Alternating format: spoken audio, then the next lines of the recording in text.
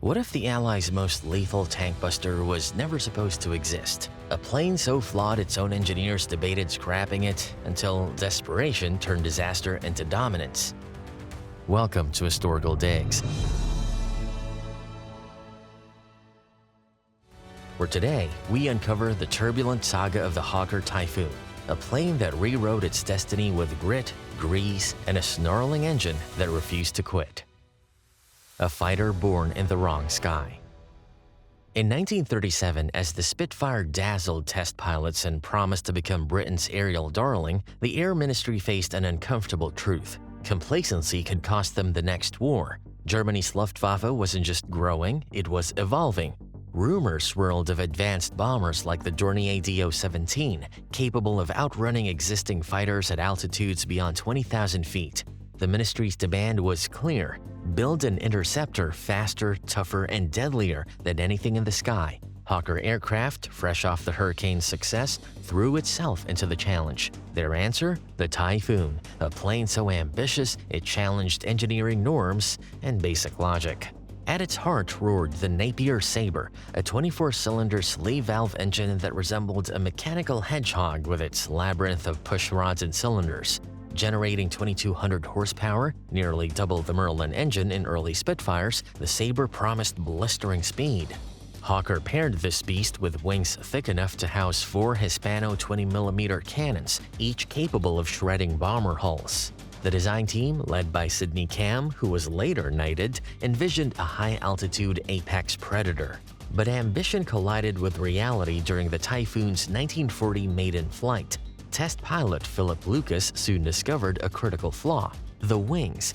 Their thick, straight-edge design, ideal for mounting heavy armament, created turbulent airflow over the tail at high altitude. At 25,000 feet, the airframe vibrated violently due to turbulent airflow over the thick wings, a phenomenon engineers struggled to mitigate. Pilots joked grimly about the Typhoon's death shudder, a violent buffeting at high speed that made the tail rattle and the controls feel barely attached. While it didn't snap cables, it pushed the airframe dangerously close to its limits. The cockpit became a perilous place at high altitudes. Rubber seals around the canopy cracked under pressure, letting in freezing winds that chilled pilots to the bone. Carbon monoxide leaks, a persistent menace, often forced reliance on oxygen masks even during routine flights. Pilots like squadron leader Roland Beaumont faced significant challenges with the Typhoon, often feeling that the aircraft itself was as much an adversary as the enemy. Before we dive deeper into the Typhoon's loud saga, hit that like button and subscribe to Historical Digs. Your support helps us unearth the untold stories of aviation's most battle-hardened war machines. Worse still was the Sabre's temperament. The engine's intricate sleeve valves, a novel alternative to traditional poppet valves, required micrometer-perfect tolerances. Dust, humidity, or even the wrong lubricant could grind them to a halt.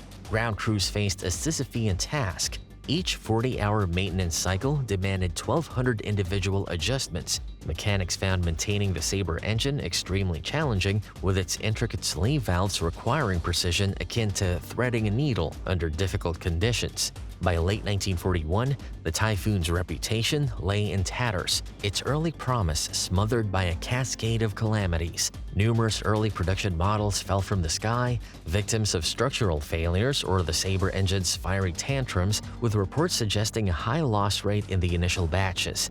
A confidential Air Ministry report branded it unfit for purpose, its pages stained with grim case studies.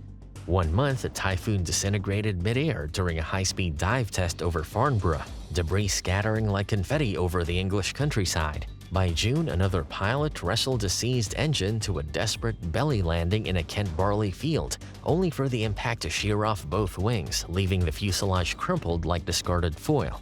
Months later, a cracked exhaust manifold turned a cockpit into a silent death trap, leaking carbon monoxide that knocked a pilot unconscious at 18,000 feet as his plane spiraled earthward. Each disaster etched deeper doubt into the minds of those meant to fly it, a litany of failures as relentless as the engine's misfires. The press remained silent. Censorship laws barred criticism of wartime equipment, but pilots traded gallows humor. They called it the Tiffy Trap, a nod to its habit of killing the uninitiated. Sidney Cam, the chief designer, was aware of the Typhoon's early issues but remained committed to refining its design for operational success. With the Luftwaffe's Focke-Wulf FW-190 outperforming Spitfires at low altitude in 1942, the RAF faced a desperate choice: scrap the Typhoon or redefine its purpose. Descent into redemption. By 1942, the Typhoon teetered on the edge of extinction. Branded a failure at high altitude, its very existence hinged on a radical gamble. What if Britain's worst interceptor became its best ground attacker? The RAF, reeling from the Focke-Wulf FW-190's dominance at low altitude, had little to lose. Engineers at Hawker stripped the Typhoon of its high-altitude gear, superchargers, pressurized seals, and armored its belly with 500 pounds of steel plating. Then came the coup de grace: 8 rails for 60-pound rockets, slung under wings already bristling with 20mm cannons. The result? A 10-ton Predator built to hunt tanks. The transformation was as brutal as it was brilliant. Pilots, once wary of the Typhoon's lethal quirks, now exploited its brute strength. At treetop height, the Saber's engine's flaws became virtues. Its thirst for fuel mattered less during short, savage sorties, while its thunderous roar rattled German troops before the first rocket fired. Pilots described their rocket attacks as leaving trails of destruction, turning convoys into smoldering junkyards. German soldiers grew to dread the Typhoon's arrival. Its distinctive shriek, caused by air rushing through the rocket rails at 400 miles per hour, earned it a fearsome reputation. Panzer crews trained to fear little, often abandoned vehicles at the sound alone. At 400 miles per hour, the slipstream howled through the rocket rails, producing a piercing shriek. Those on the ground, the rising pitch triggered a Doppler effect, terror arriving before the rockets did. But the Typhoon's rebirth demanded blood tribute. Early rocket accuracy was abysmal. Reports suggested only 5% of rockets struck within 100 yards of their target, a far cry from the propaganda reels. Pilots resorted to near-suicidal tactics, diving to 1,500 feet before releasing salvos to ensure accuracy, a maneuver that demanded precision and courage. Ground crews worked miracles to keep the planes airborne, jury-rigging cracked exhausts with soup can metal and patching bullet holes with sheet iron. Then came the Falaise Gap. In August 1944, Typhoons unleashed Operation Total Eyes, hunting retreating German armor. Over 48 hours, squadrons flew 294 sorties, firing 2,000 rockets and 80,000 cannon rounds. The aftermath? A 20-mile traffic jam of shattered tanks and charred half-tracks. Yet for all its lethality, the Typhoon remained a paradox. Every rocket salvo strained the airframe, every low-level sortie risked a bird strike or flak burst, and the Sabre engine? Still a ticking time bomb. But in the skies over Europe, the Typhoon had finally found its purpose, not as a flawless weapon, but as a sledgehammer swung with desperate precision. The engine that roared and often failed. The Napier Sabre was a masterpiece of over-engineering, a 24-cylinder behemoth that combined the complexity of a Swiss watch with the temperament of a scorned dragon. Its sleeve valve design, a bold departure from traditional poppet valves, promised efficiency and power. Instead, it delivered a maintenance nightmare that left mechanics weeping into their toolkits. Each cylinder housed 2 concentric sleeves instead of valves that slid up and down with micrometer precision, driven by a labyrinth of gears and rods. The result? An engine that could churn out 2,200 horsepower, provided it felt like cooperating. Ground crews quickly learned that the Sabre's mood swings were as unpredictable as British weather. Dust from makeshift desert airstrips, a single grain could jam a sleeve. Humidity, condensation pooled in the lower cylinders, causing hydraulic locks that bent connecting rods. Even the wrong grade of lubricant, a common issue amid wartime rationing, could seize the entire assembly. Mechanics faced constant challenges with the Sabre engine, with oil leaks and sleeve valve issues requiring relentless maintenance efforts. Maintenance logs from 1943 reveal Sabre engines required frequent overhauls, often failing after mere dozens of flight hours, a stark contrast to the Merlin's dependability. Pilots faced deadlier quirks. The Sabre's updraft carburetor, positioned beneath the engine, gulped air and whatever else lay in its path. Flying through rain? Expect sudden coolant temperature spikes as water flooded the intake. Low-altitude sorties over France, birds, leaves, and even insects could choke the system. One harrowing incident, a Typhoon of No. 183 Squadron reportedly ingested a seagull during a channel patrol, shredding the supercharger and forcing a harrowing ditching. The pilot survived, the Sabre did not. Then there were the exhaust manifolds, nicknamed death pipes by those who knew their secrets.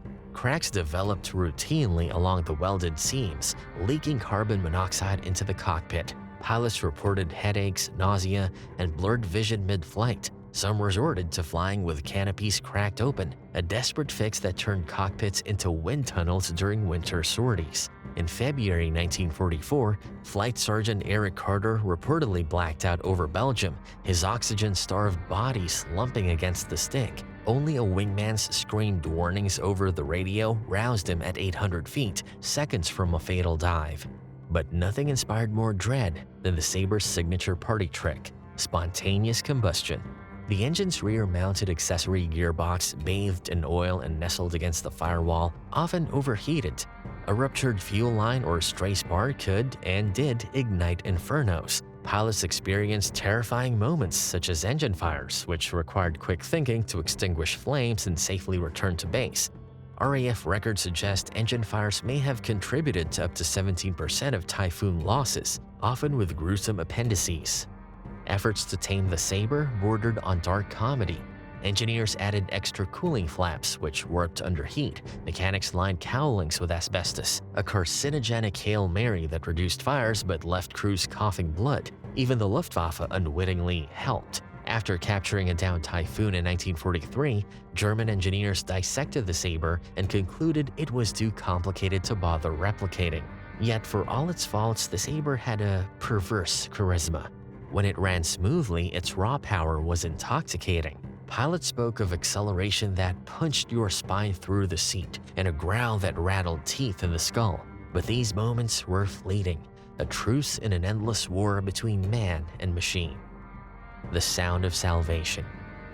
For German troops crouched in Normandy's hedgerows or huddled in panzer turrets, the Typhoon's arrival was not just an attack, it was a sensory apocalypse. Long before rockets streaked into view, the Sabre engine's thunderclap roar announced the storm.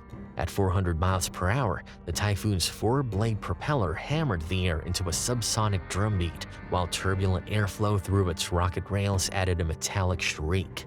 The cacophony, measurable at 110 decibels from 1,000 feet, wasn't just loud, it hurt.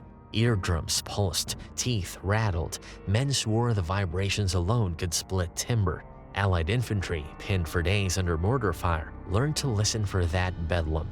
When Typhoons descended, hope arrived on a wave of noise. Allied infantry, like a Welsh guardsman near Caen in 1944, described the Typhoon's distinctive howl as a welcome sign of support, signaling devastation for German forces. But the Typhoon's acoustic terror cut both ways. Pilots often reported temporary hearing issues after sorties, with the intense noise of the Sabre engine leaving their ears ringing. The Sabre's raw power shook more than just the airframe. Radio sets sometimes returned with cracked solder or flickering signals, victims of the engine's constant rumble. The Germans quantified their dread. One post-war U.S. Army survey reportedly found many POWs ranked the Typhoon as the most demoralizing Allied aircraft, more so than even the B-17. A captured Wehrmacht officer reportedly noted that the Typhoon's terrifying sound caused panic, with troops often fleeing in disarray. Engineers later discovered why. The Typhoon's dive profile mimicked the human brain's primal looming effect, where approaching sounds trigger panic before conscious thought. Yet for all its psychological might, the sound was a blunt instrument. Pilots couldn't mute it for stealth nor amplify it for terror. It was what it was, a raw, unscripted aria of vengeance that turned physics into fear. Legacy lost in the clouds. By 1946, the Typhoon had become an orphan of progress. Jet engines, sleek, silent, and futuristic, stole the spotlight. The Gloucester Meteor, Britain's first operational jet fighter, dazzled air shows with its ghostly whine, while politicians touted it as the face of a new era. The Typhoon, with its piston engine growl and scarred airframes, seemed a relic. Of the 3,317 built, over 80% were scrapped by 1947. Their aluminum melted into saucepans, their engines repurposed for tractors. A handful lingered in RAF storage yards, forgotten until rain corroded their rivets into orange dust. Yet for veterans, the Typhoon's erasure bordered on betrayal. Pilots who owed their lives to its brute strength lobbied museums to preserve it, only to be told it was too ugly for display. The Spitfire, with its elegant curves, dominated memorials and history books, while the Typhoon's angular frame was relegated to footnotes. Squadron leader Desmond Scott, in his memoirs, expressed frustration that the Typhoon's brutal effectiveness was overshadowed by the Spitfire's elegance, despite its critical role in ground attacks. A few survivors clung to relevance. Farmers in Yorkshire converted Typhoon drop tanks into chicken feeders. A London brewery turned a wing spar into a fermentation vat. Only 7 intact Typhoons escaped the smelter, saved by stubborn ex-mechanics who hid them in barns or bribed scrap crews with wartime whiskey stockpiles. Recognition came late and quietly. After decades spent as an instructional airframe in Canada, one of the last surviving Typhoons, serial number MN235, was acquired by the RAF Museum in the early 1990s. Painstakingly restored, a testament to the brute force legacy of a warplane built for low-altitude chaos. Modern simulations finally validated what pilots always knew. At treetop height, no Allied plane matched its payload or survivability. The Typhoon's legacy? A machine too rough for parades, too honest for myth, but just right for winning a war. But what do you think? Was the Typhoon a masterpiece or a menace? Let us know in the comments. Don't forget to like, subscribe, and hit that bell to join us on the next historical dig. Until then, remember, history is full of hidden gems if you know where to dig.